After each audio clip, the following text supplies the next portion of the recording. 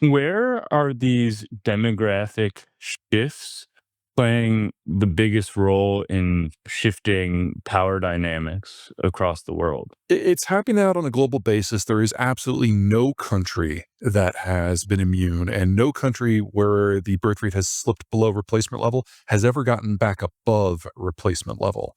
Even with the Scandinavians, with all of their efforts to keep their birth rates high by having affordable childcare, they've been able to raise the birth rate a little bit, but nowhere near replacement levels.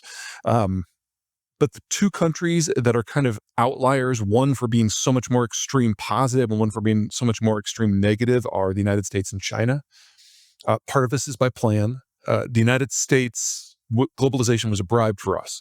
And if we had just invested our economy into the global commons, we wouldn't have been very attractive. So we kept our economy mostly national while everyone else went international, which meant that we industrialized more slowly and we urbanized more slowly.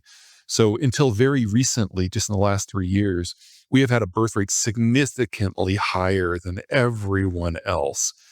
We have also, until recently, had a immigration rate that is higher than most other countries, which has kept us collectively above that replacement level until just a few years ago.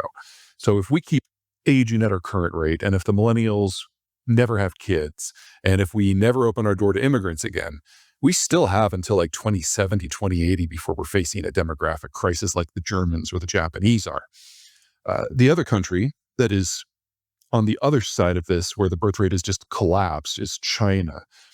Everyone's heard of the one-child policy. That is a part of it, but mostly it's just that this is a country that went through the most rapid urbanization experience in history, and they combined the economic growth of urbanization, just compressed it into a generation.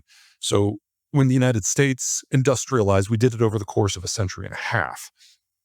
And when you build your cities and you run railroads and you run electricity, you get a huge amount of economic growth from that. But for us, it was stretched over 5 generations. The Chinese compressed it into 35 years.